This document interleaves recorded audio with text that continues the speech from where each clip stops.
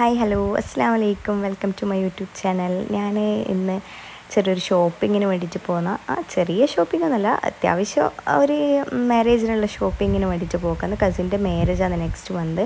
അപ്പോൾ നമ്മൾ വിചാരിച്ച് പോയിട്ട് ഡ്രസ്സ് എടുക്കാൻ. അങ്ങനെ നമ്മൾ ആദ്യം കല്യാൺ സിൽക്സിൽ പോകണമെന്ന് വിചാരിച്ച്, പിന്നെ നമ്മൾ ആദ്യം ഫാമിലിയിലേക്കാണ് പോയത്.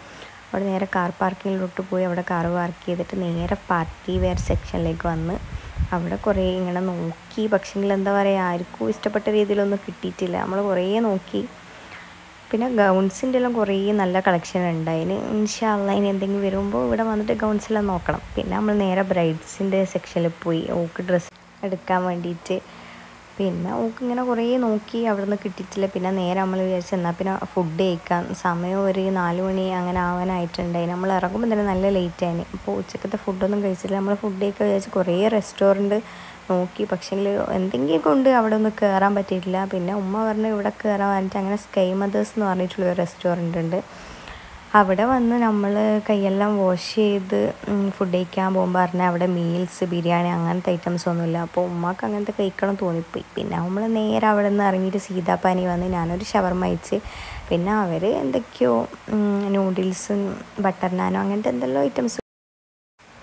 പിന്നെ നമ്മൾ അവിടെ നിന്ന് നേരെ ഇറങ്ങിയിട്ട് ലുലു സാരീസിലേക്ക് വന്ന് അവർ ഷോപ്പിൻ്റെ ഫ്രണ്ടിൽ തന്നെ ഇറങ്ങി. ഞാനും ഹസ്ബൻഡ് വണ്ടി പാർക്ക് ചെയ്തിട്ട് വരാമെന്ന് പറഞ്ഞിട്ട് അങ്ങനെ വണ്ടിയെല്ലാം പാർക്ക് ചെയ്തിട്ട് നമ്മളങ്ങനെ പിന്നെ പാർട്ടി വെയർ സെക്ഷനിലേക്ക് പോയി. അനിയത്തിക്ക് ഡ്രസ്സ് നോക്കലേനു. അനിയത്തി മോനും ഇങ്ങനെ കളിച്ചുകൊണ്ടിരിക്കുന്നുണ്ട്. പിന്നെ ഞാനവിടെ പോയിരുന്ന് സിസ്റ്റർ വിളിച്ചാലും ഓക്ക് മടി വരുന്നില്ല വീഡിയോ എടുക്കാനൊന്നും. അങ്ങനെ അവിടെ നിന്നും കിട്ടിയിട്ടില്ല ഒന്നും. ഇങ്ങനെ കുറേ നോക്കി. ഇവരാണെങ്കിൽ വെറുതെ എന്താ പറയുക, കീടാണുക്കളെ പോലെ 2 ആടെ ഇരുന്നിട്ടുണ്ട്. പിന്നെ നമ്മൾ പിന്നെയും ബ്രൈഡിൻ്റെ സെക്ഷനിലേക്ക് പോയി.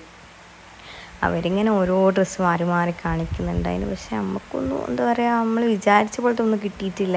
കുറേ നോക്കിയിട്ടുണ്ടായിന്. ഒരു ഓഫ് വൈറ്റ് അങ്ങനത്തെയാണ് കൂടുതൽ നമ്മൾ ഫോക്കസ് ചെയ്തത്. പക്ഷേ അങ്ങനത്തെ ഉണ്ടായില്ല. പിന്നെ പാകിസ്ഥാനി ഐറ്റംസ് ചോദിച്ചപ്പോൾ അവർ ഈ ഡ്രസ്സ് എടുത്താണ്.